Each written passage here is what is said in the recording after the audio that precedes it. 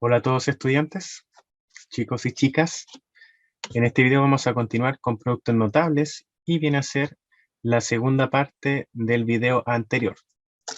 Por tanto, avanzamos. ¿Cómo empezamos a ver este contenido? Yo se los planteé de acuerdo a una interpretación geométrica que tenemos ahí y es simplemente considerar el cálculo del área de este cuadrado. Consideremos que si este pedacito valiera 2 centímetros, y si este pedacito midiera 5 centímetros, el lado completo de este cuadrado sería 7. ¿Por qué? Porque sumaríamos el 2 y el 5. Pero, si yo tengo B más B y A, yo podría asumir de que la medida de este lado del cuadrado sería igual a la suma de esas dos letras. Y lo mismo pasaría acá. El valor de ese lado sería A más B. Entonces, ¿cómo yo voy a encontrar el área de este cuadrado? Simplemente multiplicando lado por lado. Y en este caso sería A más B por A más B. ¿Cómo tendría que resolver todo esto? De la misma forma como lo estábamos haciendo en los ejercicios anteriores. El primer término del primer paréntesis multiplica tanto al primero como al segundo término del segundo paréntesis. El segundo término del primer paréntesis va a multiplicar tanto al primero como al segundo término del segundo paréntesis. Entonces, lo resolvemos. A por A me queda A al cuadrado. A por B, AB simplemente. B por A sigue siendo AB. Yo lo podría poner como BA, pero en este caso me rijo por el lenguaje algebraico y la sugerencia de escribirlo de orden alfabético. B por B sería B al cuadrado. Entonces, en este caso, conservo el A al cuadrado, el B al cuadrado también, y simplemente dejo el AB más AB, lo cual lo podría reducir y dejar escrito como 2AB. Esto que yo tengo acá vendría a ser igual a la multiplicación que yo tengo acá. Y si yo tuviese este problemita considerado como multiplicación de potencias, lo que podría hacer es, en este caso, considerar de que el A más B viene a ser la base de la potencia. Entonces, esto quedaría A más B como base de la potencia. Yo puedo asumir de que aquí hay un 1 como exponente y la multiplicación de dos potencias de igual base me diría que tengo que conservar la base y sumar los exponentes. En este caso, 1 más 1, lo cual sería igual a A más B elevado a 2. 1 más 1, 2. Entonces, y para ordenar esto un poco, esto que yo tengo aquí sería igual a lo que me dio acá. Entonces, lo escribo de manera más ordenada. A más B al cuadrado sería igual a A al cuadrado más 2AB más B al cuadrado. Y aquí estaríamos dando paso al primer producto notable, que viene a ser el cuadrado de binomio.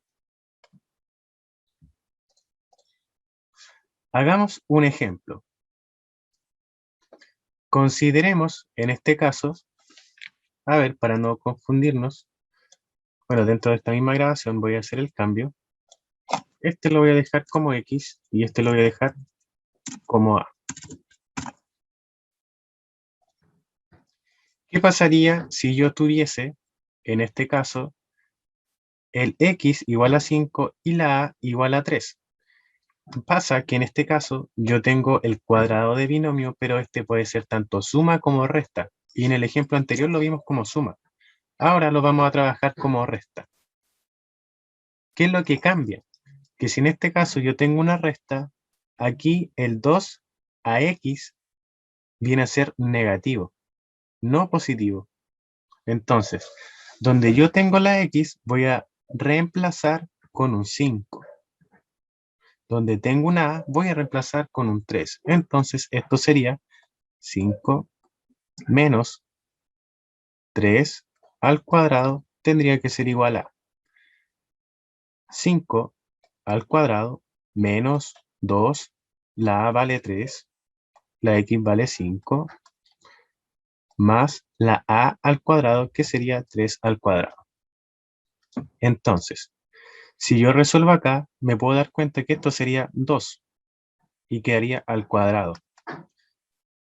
Voy a dejar el paréntesis ahí para que no se pierdan.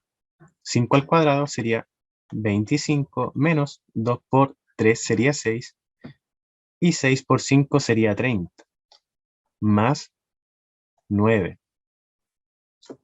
2 al cuadrado sería 4. Acá 25 menos 30 sería menos 5 y menos 5 más 9 sería 4. Por lo tanto, los resultados coinciden y esa vendría a ser otra opción de un cuadrado de binomio. En este caso, una diferencia, una resta entonces. Avanzamos. Este viene a ser un problema que viene a ser súper parecido al que aparece en la evaluación. Entonces, ¿qué tendríamos que hacer? Nos dicen que calculemos el área de la siguiente figura y lo relacionemos con el cuadrado de binomio, evaluando donde aparece A con un 8 y donde aparece B con un 3. Entonces, si yo tengo que resolver esto relacionándolo con el cuadrado de binomio, yo sé que el área de este cuadrado lo tengo que sacar como la multiplicación entre este lado por la multiplicación de este lado.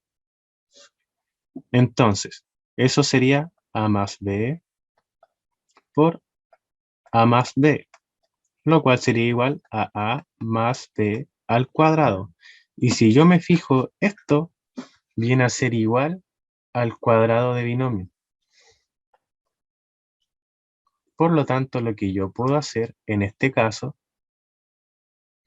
es tomar esta fórmula que tengo acá, A al cuadrado más 2AB más B al cuadrado, y reemplazar simplemente los valores donde aparece la A y donde aparece la B. Entonces, donde aparece la A, yo voy a poner 8. Y la A aquí estaba al cuadrado. Después dejo el 2, aquí dejo el 8. Y donde aparece la B, yo coloco el 3. Después el 3 al cuadrado. Entonces me quedaría 8 al cuadrado, 64, más 2 por 8, 16, por 3, 48. Más 3 al cuadrado sería 9. Si sumo todo esto, me va a dar 121, y en este caso centímetros cuadrados, porque estamos sacando el área. Como me dijeron en clases, ustedes podrían reemplazar de manera directa.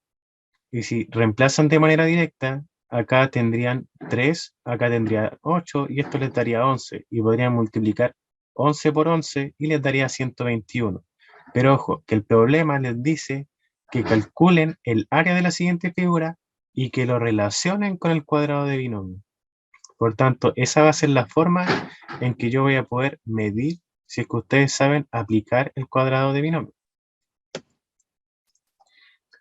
Continuamos. Aquí tenemos la suma por diferencia. Este también viene a ser un producto notable, importante, pero debido al tiempo lo tenemos que considerar de manera súper rápida. Vamos a hacer un paso fugaz por este producto notable. Corroboremos si es que esta suma de números viene a ser igual a lo que tenemos acá al momento de multiplicarse por esta diferencia. Recordar que cuando hablamos de diferencia estamos hablando de resta. Por tanto, esta suma la voy a multiplicar por esta resta y me tendría que dar lo que yo tengo aquí. Calculamos, tengo x más a por x menos a. Suma por diferencia. El primer término multiplica tanto al primero como al segundo del segundo paréntesis, y el segundo término del primer paréntesis tanto al primero como al segundo del segundo paréntesis. Esto me quedaría x por x cuadrado. Lo voy a escribir de nuevo, más ordenado, x cuadrado. X por menos a ax. Ax por x sería más ax, porque ese es positivo, ojo. Y más a por menos a sería a al cuadrado, pero más por menos me daría menos. Por lo tanto, acá yo puedo considerar el x cuadrado, seguir manteniendo el a al cuadrado y esto eliminarlo. ¿Por qué? Porque tengo menos ax más ax. ¿Y qué pasaría si yo tuviera menos 1 más 1? Sería igual a 0. Por tanto, esto también es igual a 0 y simplemente se va. No es necesario que yo lo coloque ahí. Entonces, esto vendría a ser x cuadrado menos a cuadrado, lo cual sería igual a lo que yo tengo aquí. Esa fue una forma de corroborar de que se cumplía la suma por diferencia. Aquí tengo un ejemplo, pero lo vamos a pasar rápido porque tenemos que llegar a esta materia que viene a ser más nueva o requiere un poquito más de tiempo. Esto es lo que trabajamos hoy. Cuerpo geométrico del cono. ¿Cómo podríamos pillar el cono en la vida real? Situándonos al momento de comer un helado y viendo el barquillo, el cono en este caso, como le llaman algunos, y que en definitiva viene a ser un cono. Un cono en las vías de tránsito, un gorro de cumpleaños y la cabeza de Patricio Estrella. ¿Qué es lo que tenemos que considerar al momento de tener un cono? Si tenemos un cono recto, lo podemos formar por medio de un triángulo rectángulo. ¿Cuál es el triángulo rectángulo acá? Voy a dibujarlo con la pizarra. Viene a ser este que tenemos acá. Ese de ahí. Entonces nosotros podemos suponer de que ese triángulo lo podríamos rotar. Imaginemos que este cono lo vamos a rotar conforme a ese eje y el momento de girar, girar, girar va a formar este cono. El cono se caracteriza en este caso porque tiene un vértice y desde el vértice hasta el punto central de su base conforma una altura, lo que tenemos acá. Tiene una base circular y en este caso, desde el centro de la circunferencia hasta un punto de una circunferencia, se va a formar un radio. Si analizamos el triángulo rectángulo que formó este cono, su hipotenusa vendría siendo la generatriz.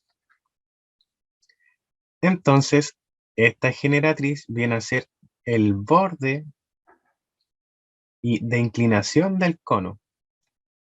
La base vendría a ser el círculo.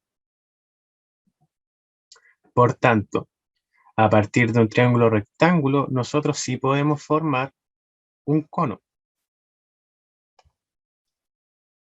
Avancemos y veamos cómo tendríamos que calcular el área de superficie de un cono. Para calcular el área tendríamos que considerar dos partes de un cono, tanto la superficie lateral como la superficie basal. Esta vendría a ser la opción de calcular la superficie lateral. Y esta la opción de calcular el área basal. Si ustedes se fijan, esta viene a ser la misma fórmula para encontrar el área de una circunferencia. Entonces, el área del cono va a estar dada, el área total, va a estar dado por la suma de estos dos cálculos. Entonces, hagámoslo. En clases hicimos este ejemplo, pero la diferencia fue que en vez de encontrar el área lateral, encontramos al tiro el área total. Y nos dicen, encuentre el área total de superficie de un cono recto si el radio es 5, perdón, si el radio es 4 y la altura de inclinación es 5. Ojo, que la altura viene a ser esta, pero nos dicen la altura de inclinación, por lo tanto viene a ser la generatriz. Súper importante. El cuadro viene a ser el radio. Entonces, el área del cono va a estar dado por esta fórmula que tenemos aquí abajo, por esta, perdón, y calculamos. Nos dicen que el área del cono se calcula mediante pi por radio por la generatriz más pi por r al cuadrado. Entonces, eso sería, pi lo vamos a considerar solamente como 3,14 por el radio que viene a ser 4 centímetros por la generatriz que viene a ser 5, más pi nuevamente que viene a ser 3,14 por el radio que viene a ser 4 al cuadrado. Sacamos todo eso. Y en este caso me voy a ayudar con la calculadora para hacerlo más rápido.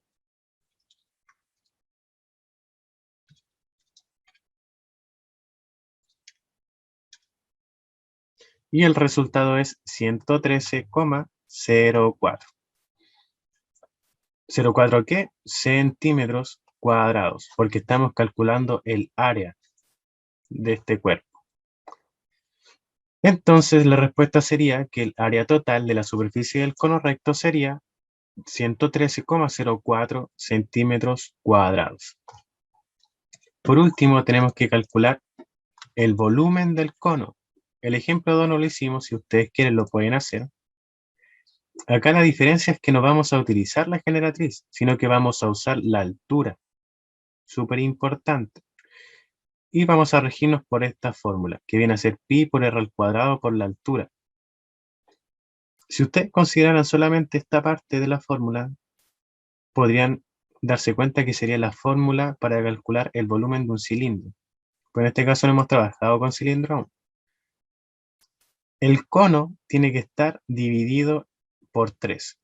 Por tanto, nos regimos por esta fórmula. Y súper importante que las unidades de medidas tienen que ser cúbicas. Si van a ser pulgadas, tienen que ser cúbicas, pies cúbicos, centímetros cúbicos, metros cúbicos o dependiendo de lo que estemos utilizando. Aquí les dejé el teorema de Pitágoras. ¿Y por qué? Porque probablemente y en el problema de la evaluación se tiene que utilizar. No probablemente, se tiene que utilizar, esa es la verdad. Pero ojo, que está el video de la explicación con respecto a cómo utilizar el teorema de Pitágoras en el modelo de cómo hacer el video para esta evaluación. Así que pueden ir al cuarto video que subí aquí en el canal. ¿Cómo se realiza en este caso el teorema de Pitágoras? No voy a leer el problema que tenemos acá, solamente voy a explicar el teorema de Pitágoras. Para tener el teorema de Pitágoras, voy a borrar, a ver, porque escribí muy mal.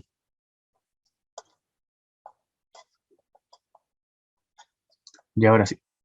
Para tener que ocupar el teorema de Pitágoras, tenemos que tener un triángulo rectángulo. Y el triángulo rectángulo va a ser aquel que está formado por un ángulo recto. Ese ángulo recto me va a determinar los catetos. Los catetos son aquellos lados que conforman, voy a rayar con otro color mejor. Los catetos van a ser aquellos colores que conforman el ángulo recto y la generatriz va a ser la hipotenusa, en este caso. Pero de todas formas, como les dije, ignoremos el problema. La hipotenusa viene a ser el lado que está opuesto al ángulo recto. Por lo tanto, si yo dibujo un nuevo triángulo acá, porque ese ya lo rayé mucho, este lado vendría a ser un cateto 1, cateto 2 y esta viene a ser la hipotenusa. ¿Qué me dice la fórmula del teorema de Pitágoras? Que la hipotenusa al cuadrado va a ser igual al primer cateto al cuadrado sumado al segundo cateto al cuadrado igual a la hipotenusa al cuadrado. Entonces, si yo tengo 5 en mi primer cateto, 12 en el segundo cateto, esto va a ser igual a la hipotenusa al cuadrado. Y la hipotenusa es la generatriz que tengo ahí, que no me sé el valor, por lo tanto lo voy a aprovechar de encontrar.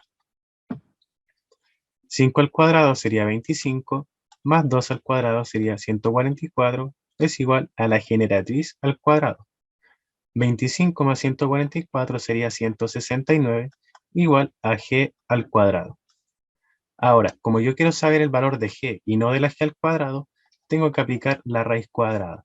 Y al sacarle la raíz cuadrada a 169, tendría simplemente 13. ¿Por qué? Porque 13 por 13 me da 169. Cuando le saco la raíz cuadrada a la g al cuadrado, este 2 se va. Por lo tanto, queda simplemente la g. El valor de la generatriz vendría a ser de 13 centímetros. Este mismo ejemplo lo hice en el modelo para que ustedes sepan cómo hacer el video. Así que si van a ese problema, en ese video va a estar la resolución de cómo encontrar el área del cono y cómo encontrar el volumen del cono. De hecho, esa es una invitación para que puedan ir a ver ese video y aprendan también cómo hacer el último ítem de la evaluación. Así que hasta aquí llega este video. Cualquier consulta, pueden intentar retroceder el video, mandarme un correo o un WhatsApp, no hay problema en eso.